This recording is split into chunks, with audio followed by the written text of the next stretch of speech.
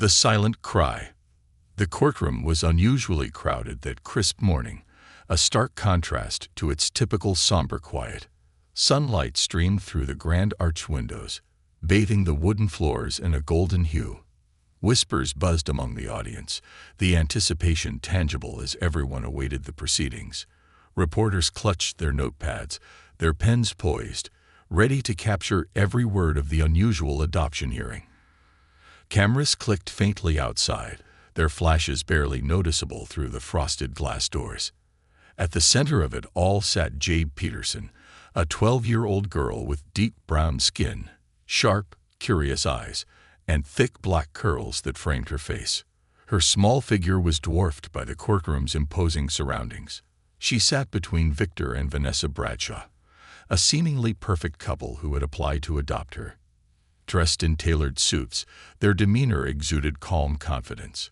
Victor's arm rested protectively on the back of Jade's chair, while Vanessa offered reassuring smiles to onlookers, her perfectly coiffed hair adding to her polished image. Jade sat rigid, her gaze fixed on her hands clasped tightly in her lap. She was silent, not out of shyness but out of necessity, a silence born of survival.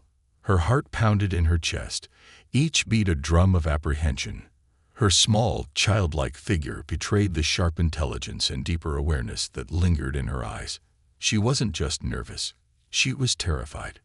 The sound of a gavel striking wood silenced the hum of conversation. Judge Evelyn Hawthorne, a seasoned professional with decades of experience, entered the courtroom. Her commanding presence instantly drew respect, her dark robes flowing behind her as she approached the bench. "Court is now in session," Judge Hawthorne announced, her voice firm and unwavering. Her keen gaze swept across the room, taking in every detail. When her eyes landed on Jade, a brief flicker of something, concern, perhaps, crossed her face. The hearing began with formalities. The Bradshaw's attorney rose first, outlining the couple's case for adoption. He painted a glowing picture of them, a financially stable, loving couple with an impeccable reputation in the community. They owned a sprawling home in an affluent neighborhood, volunteered at local charities, and had no criminal records. On paper, they were perfect. Victor spoke next, his voice smooth and practiced. "We've wanted to expand our family for years," he said, flashing a smile that could have been pulled straight from a magazine. "From the moment we met Jade, we knew she was meant to be our daughter. We want to provide her with every opportunity she deserves." Vanessa dabbed at her eyes with a tissue, her voice trembling with emotion. "We already love her as if she's our own," she said, glancing at Jade with what seemed to be maternal warmth. "All we want is to make it official." Judge Hawthorne listened carefully, her expression neutral. After the Bradshaws had finished, she finally turned her attention to Jade. "Jade," the judge said, her tone softening, "can you please look at me?" Jade hesitated but slowly lifted her head.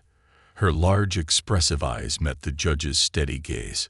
The room fell silent, the weight of the moment pressing down on everyone present. The judge leaned forward slightly. "I need to hear from you, Jade. Do you want to be adopted by the Bradshaws?" The question hung in the air, heavy with expectation. Jade's lips parted slightly, but no sound came. The courtroom was so still that even the faint creak of someone shifting in their seats seemed loud. Victor gave her shoulder a gentle squeeze. "It's okay, sweetheart," he whispered, his voice encouraging. "Tell the judge how you feel." Vanessa nodded, her smile unwavering. "We're here for you, Jade. You can tell the truth." Jade swallowed hard, her gaze flickering between the judge and the Bradshaws. Her fingers dug into the edge of the table, her knuckles white. And then she spoke. "Help." The single word, spoken in a trembling voice, shattered the silence. It was so faint that for a moment, many weren't sure if they'd heard it correctly. But Judge Hawthorne had. Her sharp eyes narrowed, her focus now entirely on Jade. "What did you say, Jade?" the judge asked, her voice calm but laced with urgency. Jade's gaze dropped back to the table. Her small body trembled, and she clutched the hem of her dress as if it were a lifeline. She didn't repeat the word, but the damage was done. The atmosphere in the room shifted dramatically. Victor and Vanessa's polished composure faltered for just a moment, but it was enough for the judge to notice. Victor cleared his throat, forcing a strained smile. "Your Honor," he began, his tone still smooth but slightly forced. "I think Jade is just overwhelmed. This process has been a lot for her." Vanessa nodded, reaching for Jade's hand. "She's just nervous," she added, her voice warm. A private hearing might have been better for her comfort. Judge Hawthorne's gaze didn't waver. Her years of experience told her that something was deeply wrong. The tension in Jade's small frame, the flicker of fear in her eyes, the barely concealed panic. It all pointed to a deeper truth hidden beneath the Bradshaw's polished facade. The judge straightened in her chair, her expression hardening. She turned to the bailiffs stationed at the courtroom doors. "No one is to leave this room," she ordered firmly. "Secure all exits." The murmur of the crowd swelled into an audible hum of confusion and unease. The bailiffs moved swiftly, positioning themselves near the doors, their hands resting on their belts. The reporters exchanged glances, scribbling furiously in their notepads. Victor's calm demeanor cracked. His jaw tightened, and a flicker of anger passed across his face. "Your Honor, this is highly irregular," he said, his voice sharp. "We've done everything by the book." Judge Hawthorne ignored him. Instead, she turned her full attention to Jade. "Jade," she said gently, her voice almost a whisper now, "can you tell me why you said help? Are you in danger?" Tears welled up in Jade's eyes, but she bit her lip, refusing to let them fall. Her silence spoke volumes, and the judge felt a chill run down her spine. The courtroom door creaked open, and a clerk entered, whispering something in the judge's ear. Hawthorne nodded, her expression grim. "Ladies and gentlemen," she announced, her voice cutting through the growing tension.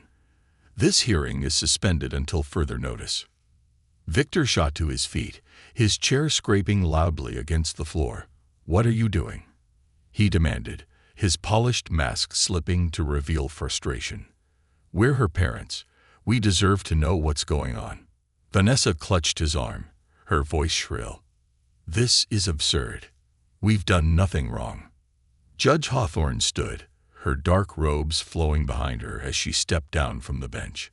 "Officers," she said, addressing the police who had entered the room unnoticed, "escort the Bradshaws to a separate room for questioning, and keep them under supervision." The Bradshaws protested loudly as the officers approached, their shouts filling the room. Jade flinched at the commotion, her small frame curling inward as if trying to disappear. The judge knelt beside her, placing a gentle hand on her shoulder. "Jade," she said softly, "you're safe now. No one can hurt you. But I need you to tell me the truth.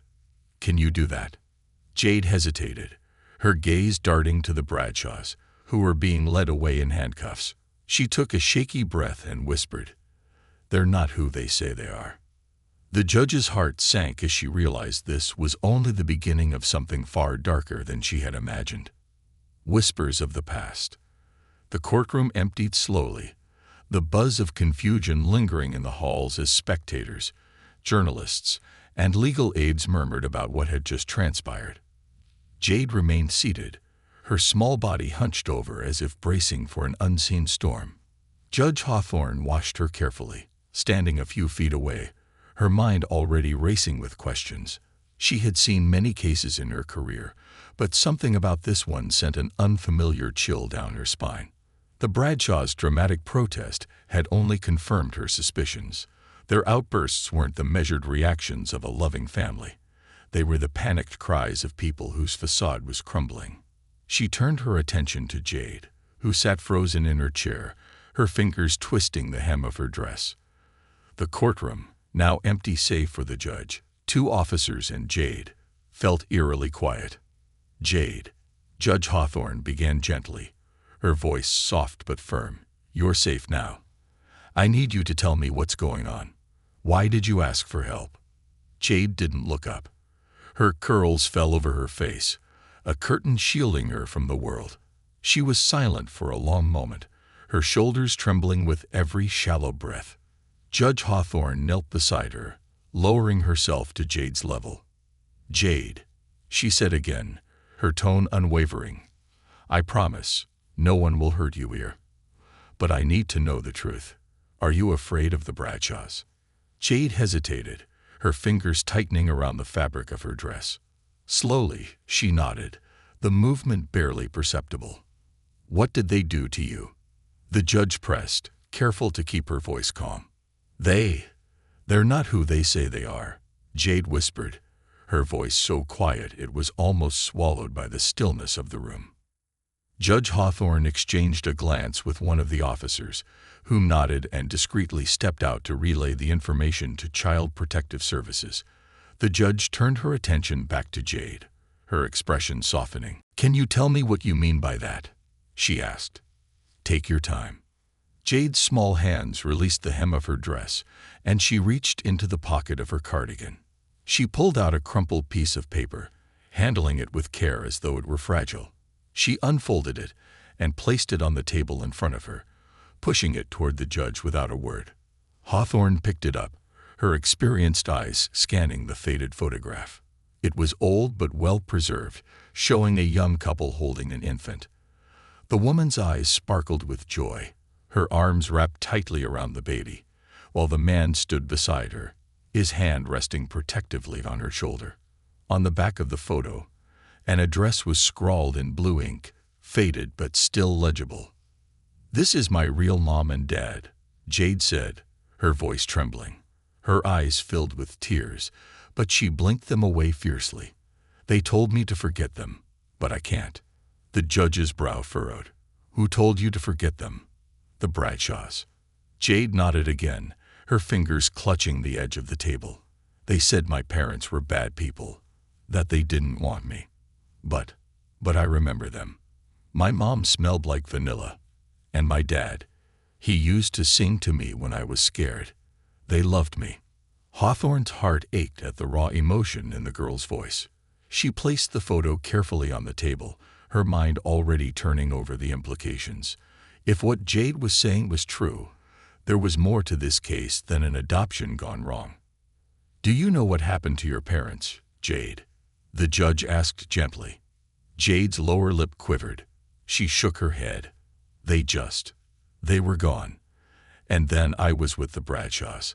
Hawthorne pressed her lips together, the weight of the situation settling heavily on her shoulders. She stood, her posture commanding as she addressed the officer who remained in the room. "I want this photo analyzed," she instructed.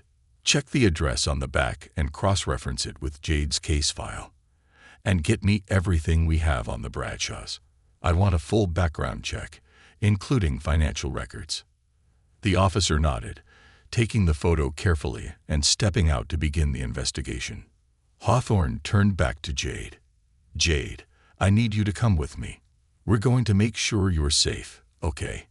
Jade hesitated, her eyes darting toward the door, as though expecting the Bradshaws to burst back in at any moment. When the judge extended her hand, Jade finally took it, her small fingers cold against Hawthorne's warm palm. The two walked down a quiet hallway toward Judge Hawthorne's chambers, the sound of their footsteps echoing against the marble floors.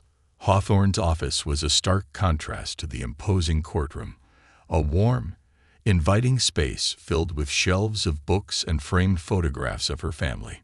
She led Jade to a plush chair by the window, offering her a glass of water.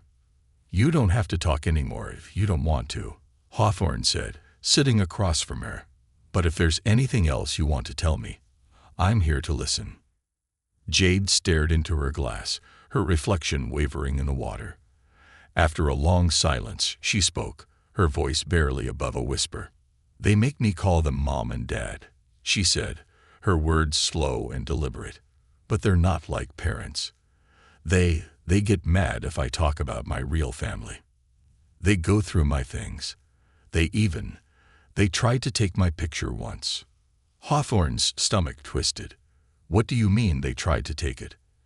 "They said I didn't need it anymore," Jade explained, her fingers gripping the armrests of the chair. "But I hid it. I knew if they found it, they'd throw it away." The judge nodded, her expression neutral despite the anger simmering beneath the surface. She couldn't let her emotions show. Not yet. Later that evening, Detective Elijah Carter arrived in her office, a seasoned investigator with a reputation for uncovering the truth. No matter how deeply buried, Carter wasted no time getting to the point. "The Bradshaws are clean on the surface," he began, spreading a file across the judge's desk. "No criminal records, no outstanding debts. But dig a little deeper, and the cracks start to show."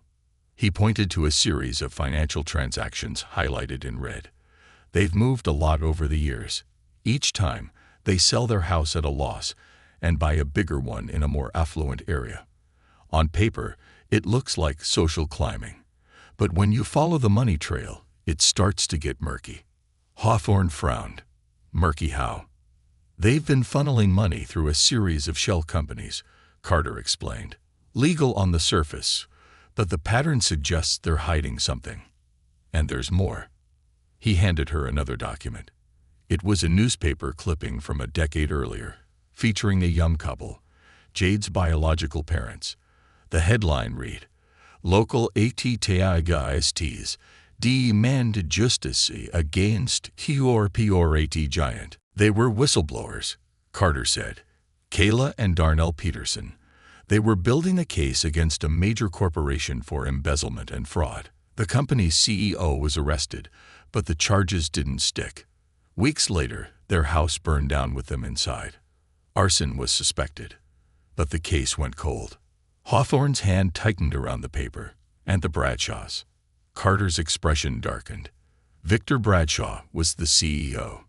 The revelation hit Hawthorne like a punch to the gut.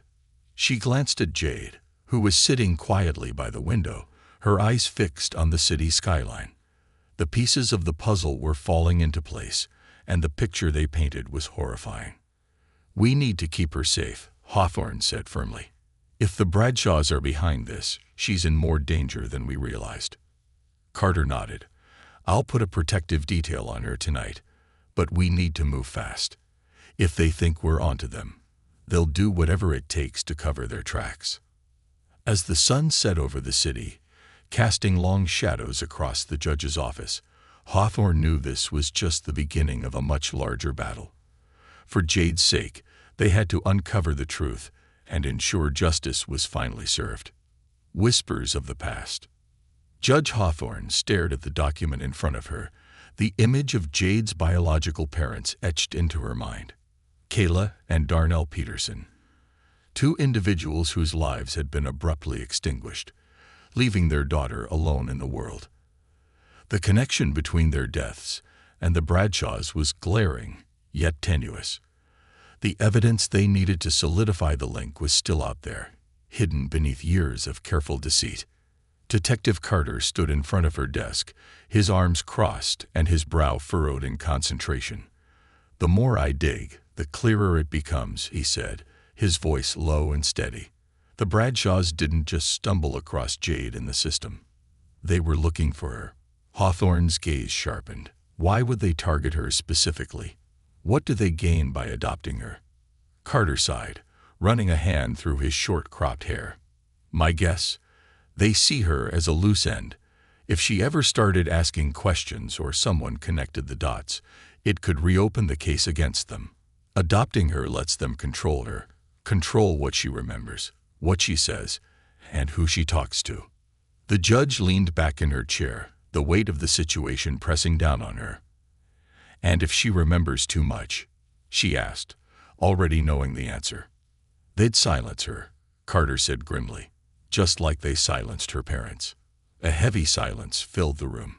The implications were chilling, and Hawthorne felt a surge of protectiveness toward the young girl sitting just a few feet away. Jade didn't deserve this. She had already lost so much, and now her very life was at stake. Jade sat by the window, her knees drawn to her chest as she gazed out at the city below. The office felt warm and safe, a stark contrast to the cold, oppressive presence of the Bradshaws. But even here, she couldn't shake the fear that clung to her like a shadow. She heard the muffled voices of the adults behind her, their tones serious and urgent. She didn't need to hear the words to know they were talking about her. The judge's kindness had been unexpected, and for the first time in what felt like forever, Jade felt a glimmer of hope. But that hope was fragile, and she was terrified it would be snatched away like everything else in her life. Her thoughts drifted back to her parents. She could still remember her mother's laugh, light and musical, and the way her father's voice would fill the room when he sang. They had been her whole world. And then, one day, they were gone. The Bradshaws had come shortly after, and Jade had been too young to understand what was happening. They had seemed kind at first, but their true nature had revealed itself over time. They weren't parents. They were captors. Jade. Judge Hawthorne's voice broke through her thoughts, gentle but firm. Jade turned to see the judge kneeling beside her chair, her expression soft. "Are you hungry?" Hawthorne asked. "We can get you something to eat if you'd like." Jade shook her head. She wasn't sure she could eat, even if she wanted to. Her stomach felt like it was tied in knots. The judge smiled gently. "That's okay. I just wanted to check on you.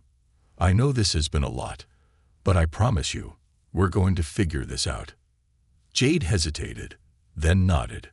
There was something about the judge's presence that felt different, safe.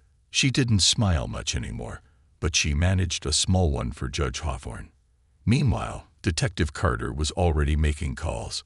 His first stop was to contact a forensic accountant who could dig deeper into the Bradshaws' financial dealings.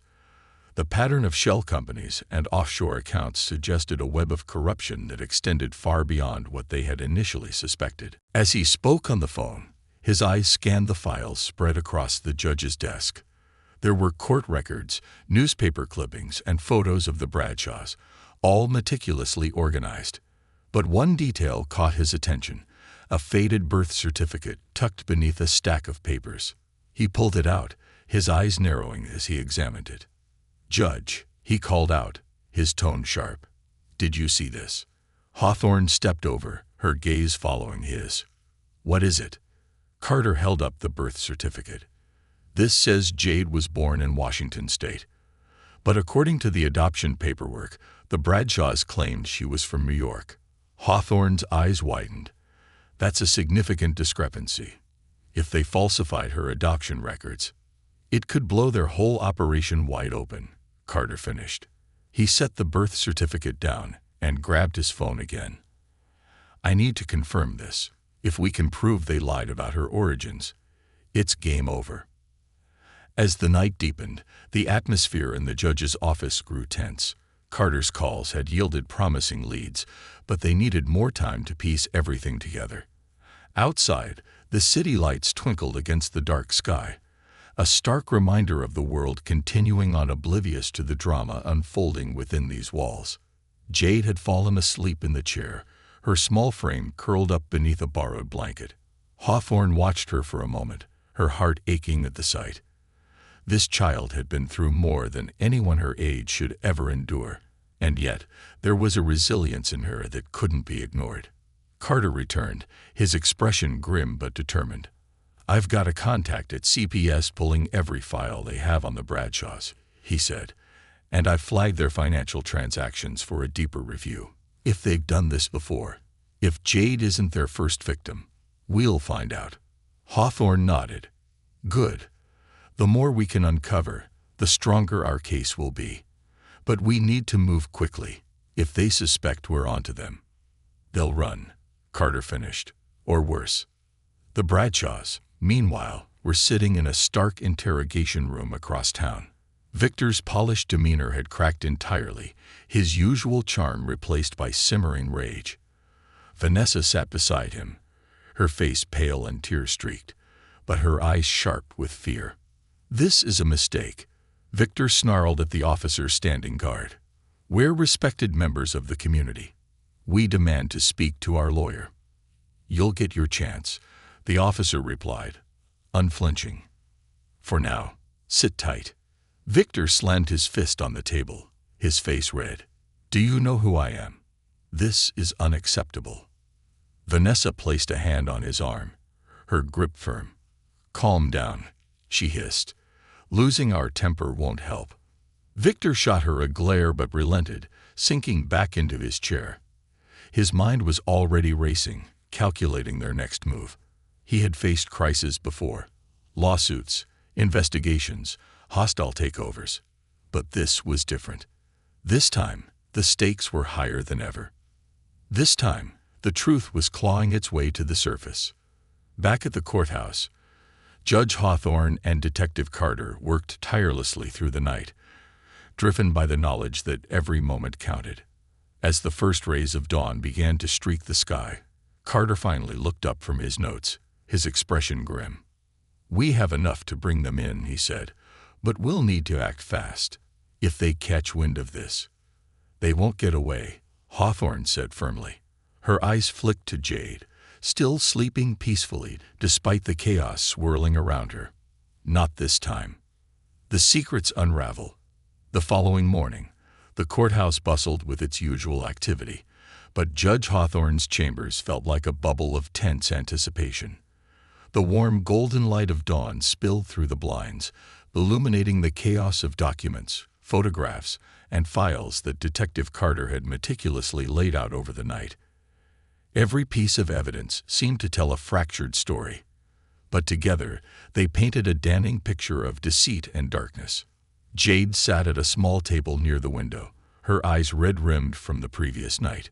She stirred a cup of cocoa absently, staring into the swirling liquid as if it might offer answers. The night had been long, filled with questions and whispered reassurances from the judge, but Jade couldn't shake the sense of dread that clung to her. Carter entered the room with purpose, his coat slung over one arm and a file folder tucked under the other. His sharp eyes scanned the room before landing on Judge Hawthorne, who sat reviewing the latest reports from Child Protective Services. "We've got them," Carter announced, his voice cutting through the tension like a knife. Hawthorne looked up sharply. "What do you mean?" He laid the folder on her desk and opened it to reveal a series of documents. The CPS records, financial transactions, and the birth certificate. It's all connected. The Bradshaws falsified adoption papers not just for Jade, but for at least 3 other children over the past decade.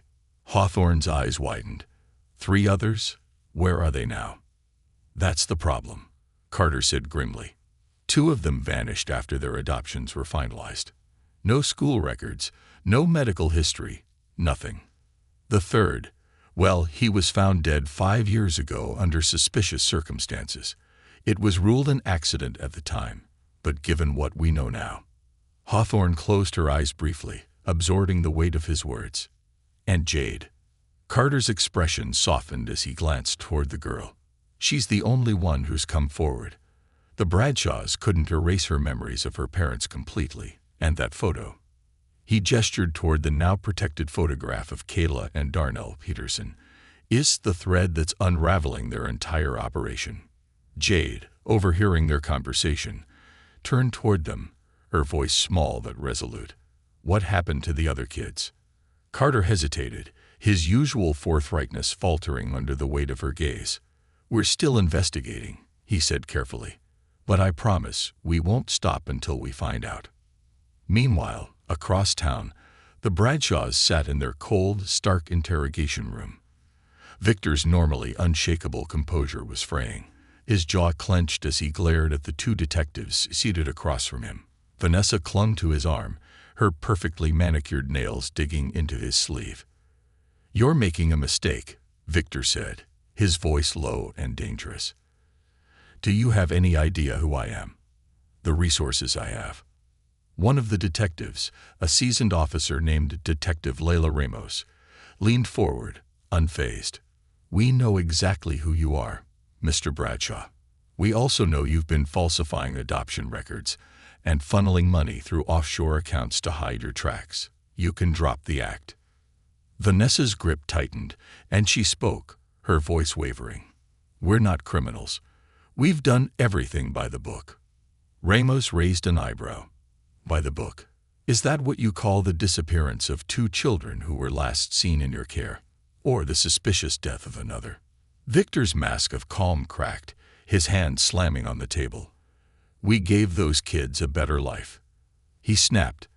"They came from nothing. They had no one." Ramos remained unflinching. "And where are they now, Mr. Bradshaw? Can you tell us that?" Victor's silence was deafening, his glare turning icy. Vanessa, meanwhile, burst into tears, her sobs filling the room. But there was no sympathy in the detective's eyes. Back at the courthouse, Carter and Hawthorne worked through the morning, coordinating with federal investigators to dig deeper into the Bradshaw's operations. Carter had managed to track down an old colleague of Victor's, a man named Michael Graves, who had worked under him during his tenure as CEO of Bradshaw Industries. Graves was reluctant to talk at first, but Carter's persistence eventually broke through. On a crackling phone line, he shared what he knew. Victor was always controlling. Graves said hesitantly. He didn't just want to win. He wanted to crush anyone who got in his way. That included the Petersons. Kayla and Darnell had dirt on him, and he knew it. He did everything he could to discredit them. Did he have anything to do with their deaths? Carter pressed. There was a long pause. "I can't prove it," Graves admitted, but he was furious when they wouldn't back down.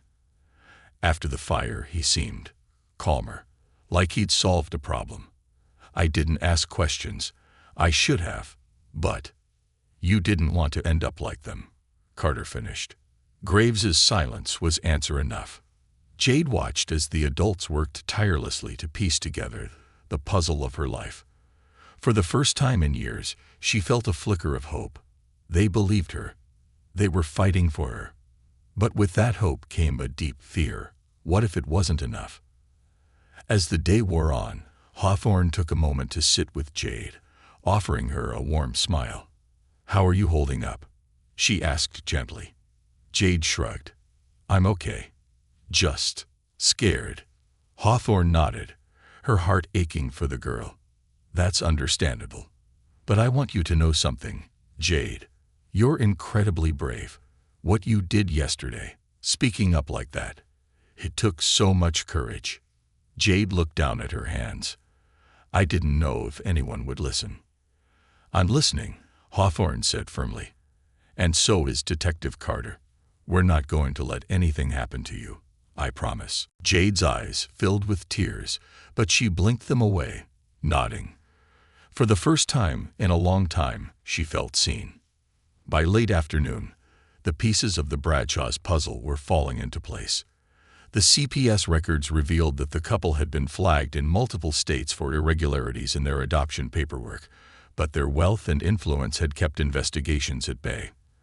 The financial records uncovered by Carter showed millions of dollars being funneled through offshore accounts, suggesting a broader network of corruption.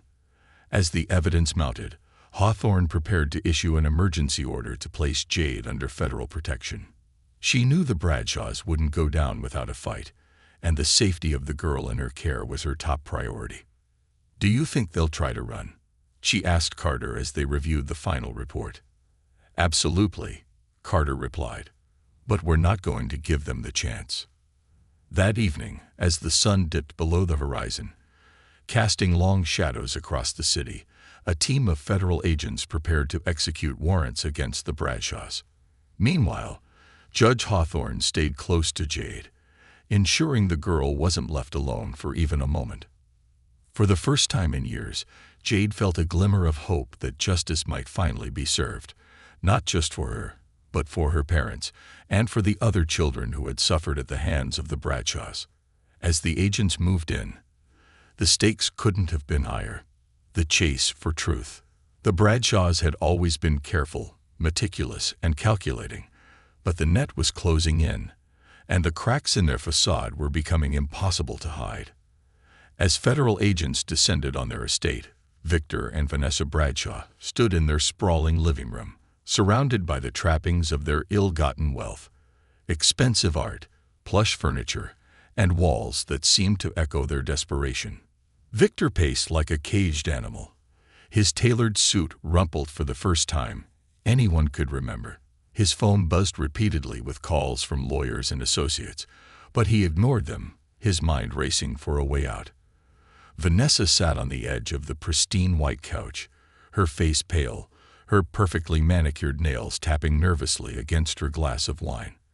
"They'll ruin us," Vanessa whispered, her voice trembling.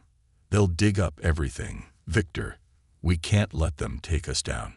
Victor stopped pacing, his piercing eyes locking onto hers. "They won't," he said, his voice low but firm. "We didn't get this far by being careless. We'll control the narrative, spin it the way we always do. No one will believe a scared little girl over us." Vanessa nodded weakly but didn't look convinced. The sound of approaching sirens grew louder, the flashing red and blue lights spilling through the large bay windows. Victor's jaw tightened, his hands clenching into fists. For the first time in his life, he felt the grip of panic tightening around him. "Get your things," he barked at Vanessa, snapping her out of her daze. "We're leaving." Vanessa hesitated. "Victor, they'll be watching the airports, the roads. We're not running." "Not yet," Victor interrupted sharply. "This is damage control. We have resources, Vanessa. People who owe us favors. Now move." Back at the courthouse, Jade sat in Judge Hawthorne's chambers, her legs swinging slightly as she clutched the warm blanket around her shoulders. The judge had been by her side all day, a steady and reassuring presence, but the gravity of the situation was beginning to weigh on her. The whispers, the quick movements of detectives and agents, the guarded looks, they all told her that something big was happening. Detective Carter entered the room, his expression grim but focused. "The Bradshaws know we're on to them," he said, addressing Hawthorne. "Agents are at their house now, but if I know Victor Bradshaw, he's already planning his next move." Hawthorne's brow furrowed. "Do you think they'll try to disappear?"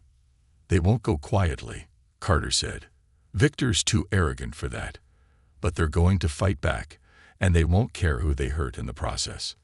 Hawthorne's gaze flicked to Jade, who was staring at them intently despite trying to appear as though she wasn't listening. The judge knelt beside the girl, her voice soft. "Jade, I need you to listen very carefully. You're safe here, but we have to make sure it stays that way. Is there anything at all, that you remember about the Bradshaws? Something they might have said or done that could help us?" Jade hesitated, her small hands twisting the edge of the blanket. "They were always talking about money," she said quietly. "Victor would be on the phone a lot, yelling about deals and people owing him." Hawthorne nodded encouragingly. "Do you remember any names or places?" Jade thought for a moment, her brow furrowing. "I think he talked about a warehouse. He said it was safe." She paused, then added hesitantly, "And once, when I was supposed to be asleep, I heard him say something about it at Jameson. He sounded really mad." Carter's ears perked up. "Jameson," he repeated, pulling out his notebook. "That name's come up before. Jameson Holdings. It's one of the shell companies Victor uses to launder money." Hawthorne looked at Carter, her expression resolute. "Then we start there." The federal agents at the Bradshaw estate were thorough, combing through every room, every drawer, every safe. They found a treasure trove of incriminating evidence, falsified adoption records, offshore account statements, and a hidden room in the basement filled with documents linking Victor to illegal financial dealings. But there was one thing they didn't find: the Bradshaws themselves. Victor and Vanessa had slipped away in the chaos, using a private exit that led to a secluded driveway. A black SUV waited for them, its engine running. The driver, a burly man in a dark suit, nodded as they climbed in. "Where to, Mr. Bradshaw?" the driver asked. Victor didn't hesitate. "The warehouse." Now, the warehouse was located on the outskirts of the city, a nondescript building surrounded by chain-link fences and overgrown weeds. It was one of Victor's many safe locations, a place where he stored assets and documents too sensitive to keep at home. As the SUV pulled up, Victor's sharp eyes scanned the area for any signs of surveillance. Satisfied that they were alone, he gestured for Vanessa to follow him inside. The air inside was stale, the dim overhead lights casting long shadows across the rows of crates and filing cabinets. Victor moved with purpose, opening a locked cabinet and pulling out a briefcase filled with cash and fake passports. Vanessa watched him, her hands trembling. "What's the plan, Victor? We can't just keep running." Victor didn't look up. "We're not running. We're regrouping. Once we're out of the country, we'll lay low until this blows over. Then we'll rebuild." Vanessa's eyes filled with tears. "And Jade? What about her?" Victor's face darkened. "She's already caused enough damage. Let the authorities deal with her. She's nothing to us now." Vanessa flinched at his cold words but said nothing. Deep down, she had always known this side of Victor existed, but hearing it spoken so plainly sent a chill down her spine. Back at the courthouse, Carter's team had tracked the Bradshaw's movements to the warehouse. Armed with warrants, a team of agents moved in under the cover of night. Carter and Hawthorne stayed behind with Jade, the tension in the air palpable. Jade sat silently, her fingers tracing the edges of the photograph of her parents. She felt a strange mix of fear and hope, a hope that maybe, just maybe, the people who had hurt her family would finally face justice. When Carter's phone buzzed with an update, he answered immediately. "Carter here," he said, his voice sharp. The voice on the other end was brisk. "We've got eyes on the Bradshaws. They're holed up in a warehouse on the east side. Backup is on its way." Carter relayed the information to Hawthorne, who nodded. "Let's hope they don't slip away this time," she said. As the agents closed in on the warehouse, the tension reached a boiling point. Victor and Vanessa were cornered, their carefully constructed lives unraveling before their eyes. And for the first time, Victor realized that no amount of money or influence could save them from the consequences of their actions. The sound of approaching vehicles echoed through the night, followed by the crackle of radios and the shouts of agents moving into position. Victor's jaw tightened as he realized there was no escape. "Vanessa," he said quietly, his voice void of its usual confidence. "Stay behind me." The door burst open, and the warehouse was flooded with light. Federal agents poured in, weapons drawn, their voices commanding as they ordered the Bradshaws to surrender. Victor raised his hand slowly, his face a mask of defiance. "This isn't over," he growled, his eyes blazing with fury. But as the handcuffs clicked around his wrists, it was clear that his reign of manipulation and deceit had finally come to an end. Back at the courthouse, Carter delivered the news to Hawthorne and Jade. "They've been taken into custody," he said, a rare smile crossing his face. "It's over." Jade's eyes filled with tears, her small hands clutching the photograph of her parents. For the first time in years, she felt the weight of fear begin to lift. But even as relief washed over her, she knew there was still so much left to uncover, so much healing to do. And as Judge Hawthorne knelt beside her, offering a reassuring smile, Jade realized that she wasn't alone. She had people fighting for her now, people who wouldn't stop until the truth was fully revealed. The chase for truth. The air was thick with tension as federal agents surrounded the Bradshaws' warehouse. Floodlights illuminated the shadowy exterior, casting long beams across the overgrown yard and the chain-link fence that rattled faintly in the night breeze. Inside, Victor Bradshaw paced furiously, the reality of his situation closing in around him. Vanessa sat slumped against a crate, her usually pristine appearance now disheveled, her face streaked with tears. "We need a plan, Victor," Vanessa said, her voice cracking. "We can't just sit here and wait for them to come in." Victor didn't respond immediately. He was too busy rifling through a stack of papers he pulled from one of the crates. He muttered under his breath, his mind racing through possibilities. This wasn't the first time he'd been backed into a corner, but it was the first time it felt like the walls were truly closing in. "We're not sitting," he said finally, his voice clipped. "We're preparing." Vanessa gestured helplessly at the rows of crates and the dimly lit room. "Preparing for what?" "They're outside. We're out of options." Victor turned on her, his eyes flashing with anger. Do you think I've come this far without a backup plan? They think they've won, but they haven't. I still have leverage. Vanessa flinched but didn't argue. She'd seen Victor's ruthlessness before, but now it was directed at the very system he had so carefully manipulated for years. Outside the warehouse, Detective Carter stood with the lead federal agent, a tall woman named Agent Marisol Vega, who was reviewing the tactical plan. The area was swarming with agents in tactical gear, their movements precise as they prepared to breach the warehouse. They'll resist, Carter said grimly. Victor's not the type to go quietly. Vega nodded, her eyes sharp and focused. We're prepared for that. But our priority is securing any evidence inside. If what you've uncovered is accurate, this warehouse is a goldmine. Carter glanced at the warehouse, his jaw tightening. And the Bradshaws. Vega smirked faintly. We'll make sure they don't slip away. The signal was given, and the agents moved into position. Carter watched as the tactical team approached the building, their movements silent and deliberate. The tension was palpable, the kind that made the air feel electric. Inside the warehouse, Victor's phone buzzed, and he snatched it up, his sharp eyes scanning the screen. A message flashed. Agents outside. They're closing in.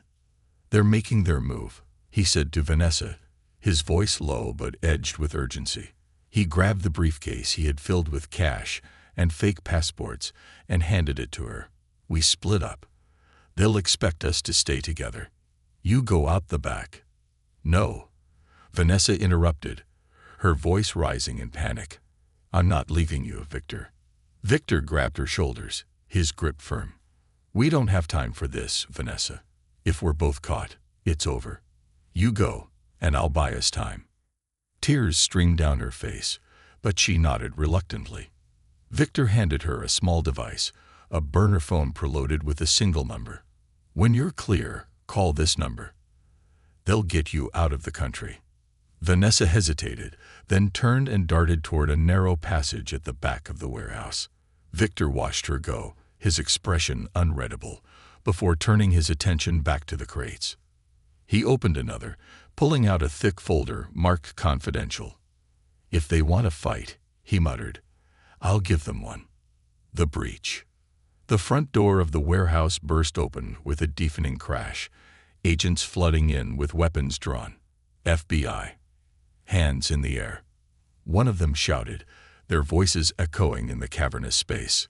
Victor stood in the center of the room, his hands raised, his expression calm despite the chaos around him. No need for dramatics, he said smoothly. I'm unarmed. The agents approached cautiously, their eyes scanning the room for any sign of Vanessa. One of them spotted the open crates and called out, We've got documents here. Looks like financial records. Victor smirked. I'd offer you coffee, but I don't think we're at that stage of our relationship. Where's Vanessa Bradshaw? Agent Vega demanded as she stepped into the room. Victor shrugged. Not my keeper. She has her own plans. Vega's jaw tightened. You're done, Bradshaw. We've got enough evidence to bury you and your wife for life. Victor's smirk widened. Evidence is one thing. Convictions are another, but by all means, help yourselves. I'm sure the press will love this story. As agents moved to secure him, Carter entered the warehouse, his sharp eyes taking in the scene. He approached Victor, his expression cold. Where's Vanessa? Carter asked. Victor's smile faltered slightly but didn't disappear. I told you, Detective. I don't know. But I'd be careful. She's resourceful. Carter's gaze lingered on Victor for a moment before turning to Vega. We need to track her. If she gets out of the city. She won't, Vega assured him. We've got all exits covered. The aftermath. The agents spent hours combing through the warehouse, uncovering a treasure trove of evidence. Financial records, falsified adoption papers, and details of offshore accounts. It was a damning collection that left no doubt about the Bradshaw's crimes. Meanwhile, Victor was transported to a high-security holding facility, his charm and bravado finally meeting a wall he couldn't manipulate. But even in custody, His mind raced, plotting his next move. At the courthouse, Jade sat in Judge Hawthorne's chambers, her knees drawn to her chest as she watched the activity around her. The judge sat beside her, offering quiet reassurance. "You're safe now, Jade," Hawthorne said gently. "The Bradshaws can't hurt you anymore." Jade nodded, but her eyes remained distant. "What about the other kids?" she asked softly. "The ones they adopted." Hawthorne's heart ached at the question. "We're working on finding them, and with the evidence we gathered, we'll make sure they get justice too."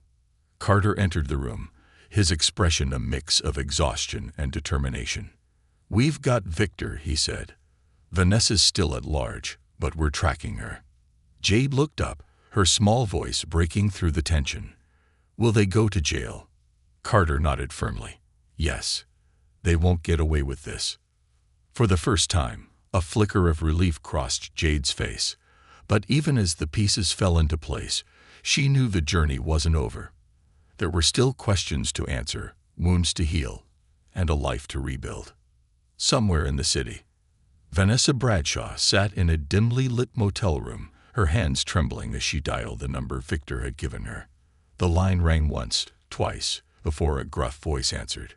"Are you secure?" the voice asked. Vanessa swallowed hard. "For now, but they're closing in." There was a pause. "You know what to do, if you're caught." "I won't be," Vanessa interrupted, her voice hardening. "Just get me out of here." The line went dead, and Vanessa stared at the phone for a moment before slipping it into her bag. She couldn't afford to make a mistake. Not now. As she stepped out into the night, she vowed that she wouldn't go down without a fight. And in the shadows, a pair of unmarked cars followed, their lights off, their occupants silent. The chase wasn't over yet. Vanessa's descent. The city hummed with late-night life as Vanessa Bradshaw navigated the winding streets in a battered sedan she had stolen from a motel parking lot.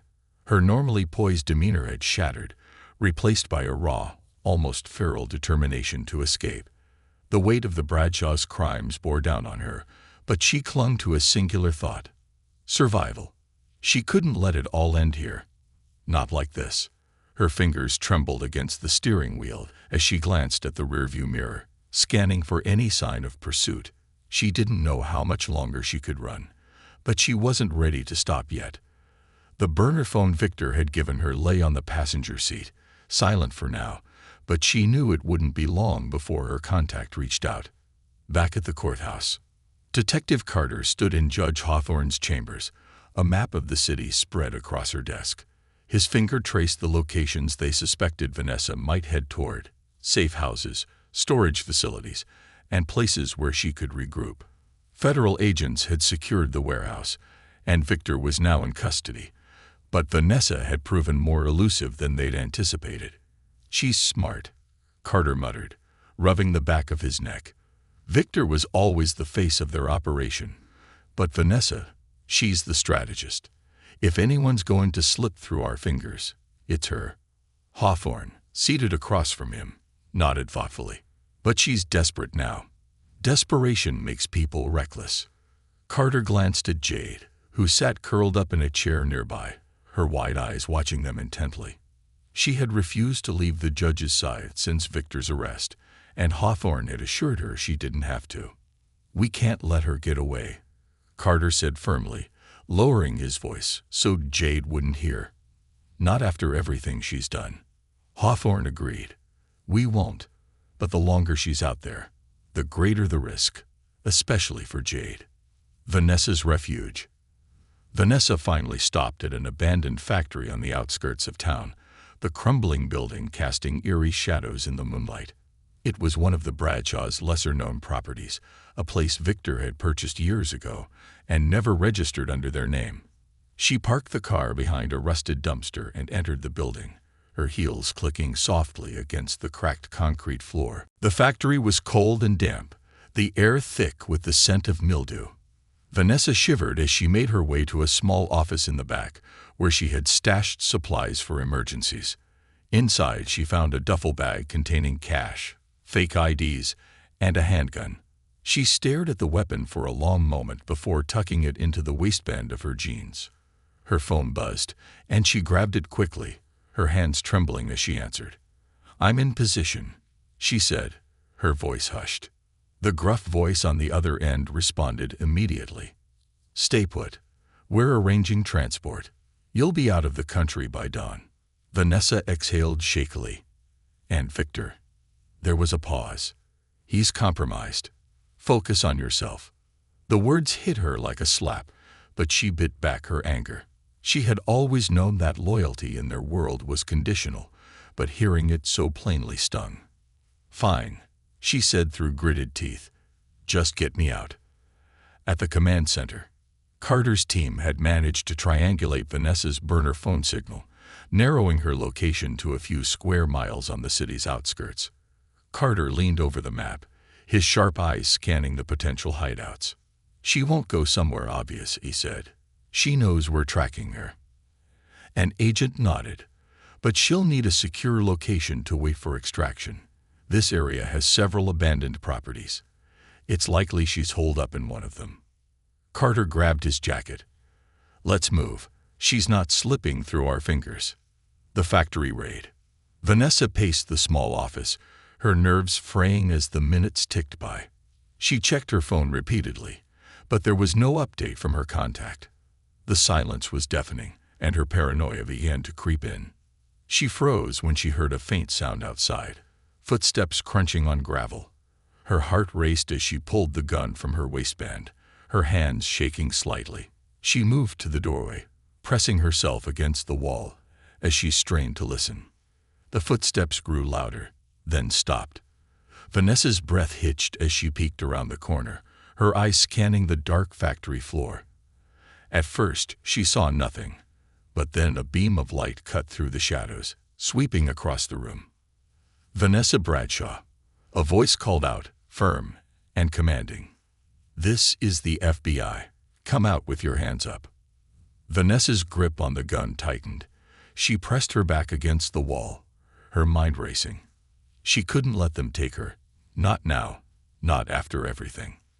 The voice called out again, closer this time. "We know you're in here. There's no way out." Vanessa's breathing grew shallow as the light drew nearer. In a burst of desperation, she darted out from her hiding spot, the gun raised. "Stay back," she shouted, her voice shaking. The agents froze, their weapons trained on her. "Put the gun down, Vanessa," one of them said calmly. "You don't want to do this." Vanessa's eyes darted between them, her mind a whirlwind of fear and rage. "You don't understand," she screamed. "I did what I had to do."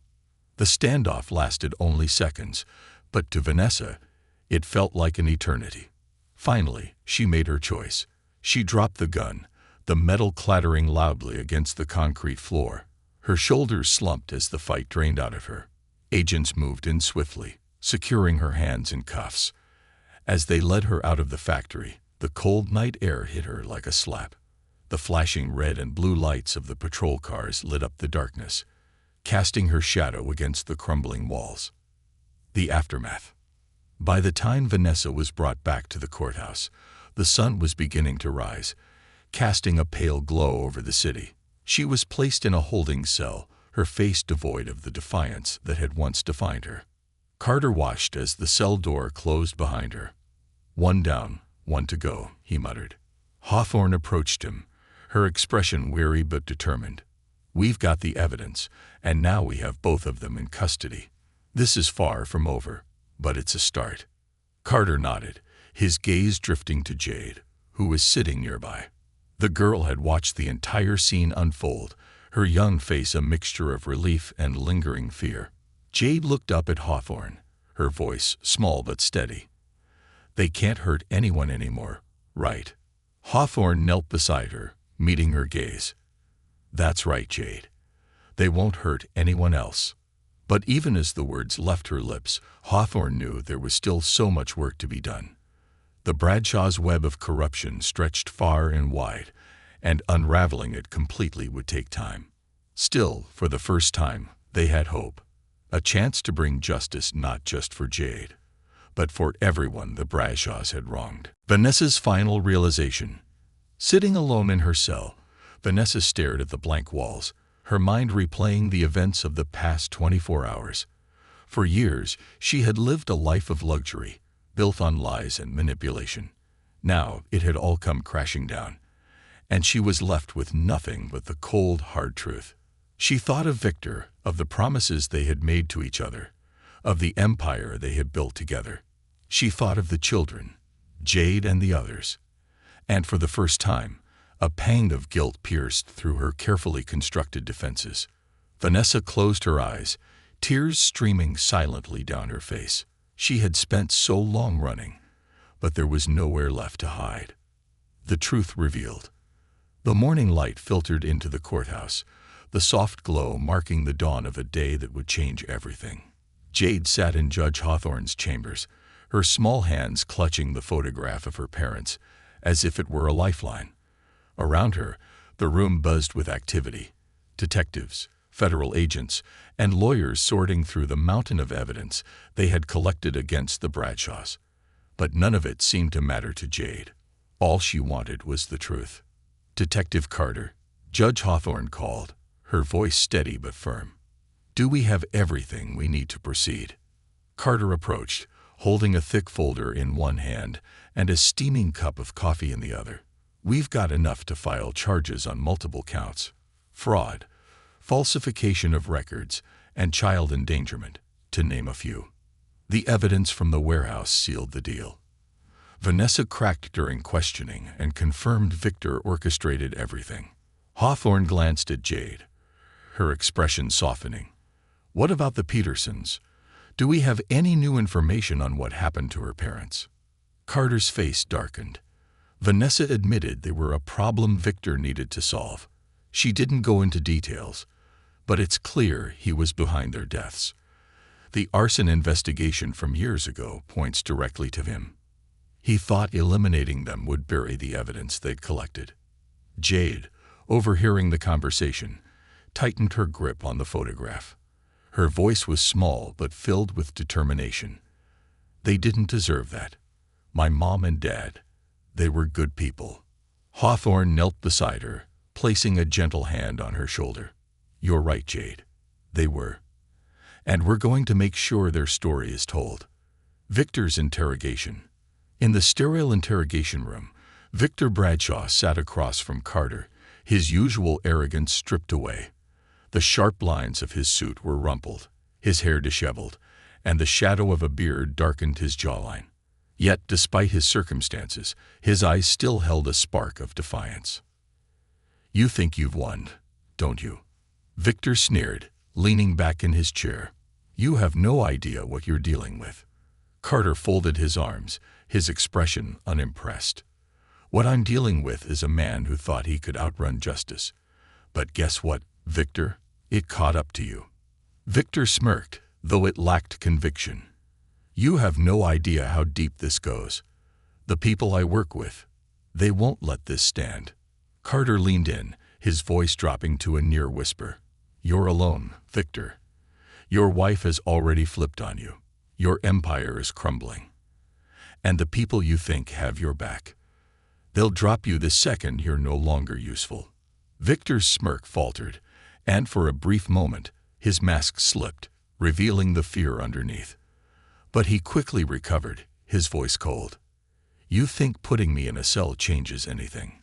People like me don't disappear." Carter straightened, his eyes locked on Victor. "No, but people like you do fall. And when they do, they take everyone who stood with them down too."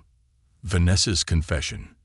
In a separate room, Vanessa Bradshaw sat across from Judge Hawthorne, her face pale and her eyes red-rimmed. Unlike Victor, her defenses had crumbled completely. She clutched a tissue in her hands, twisting it nervously as she spoke. "It wasn't supposed to be like this," she said, her voice trembling. "Victor, he promised me we were doing the right thing. He said we were saving those kids, giving them better lives." Hawthorne's gaze was steady, but there was no sympathy in her voice. "And what about Jade? What about the other children who vanished?" Vanessa's hands shook, and tears spilled down her cheeks. I didn't know. Not at first. Victor handled everything. By the time I realized what was happening, I was in too deep. And yet you stayed, Hawthorne pressed. You helped him falsify records. You stood by while children were hurt. Why? Vanessa looked down, her voice barely audible. Because I was scared. Of him, of losing everything. I didn't have the courage to leave. Hawthorne leaned forward, her voice firm. And now, do you have the courage to make it right? Vanessa hesitated, then nodded slowly. I'll testify. I'll give you everything you need. Just promise me she'll be safe. She will be, Hawthorne said. But it won't erase what you've done. Vanessa broke down, sobbing into her hands as the weight of her actions finally crushed her. For the first time, she understood the depth of the damage she and Victor had caused. Jade's day in court. The courtroom was packed as the trial against the Bradshaws began. Journalists lined the back walls, their cameras capturing every moment of the high-profile case. But for Jade, the sea of unfamiliar faces didn't matter. All she cared about was standing up for her parents. Judge Hawthorne had arranged for Jade to testify in a private session, away from the prying eyes of the media. With the judge's encouragement, she took the stand, her small frame dwarfed by the imposing courtroom. Jade, Hawthorne began gently, can you tell us about your parents? Jade nodded, her voice steady despite the tears glistening in her eyes.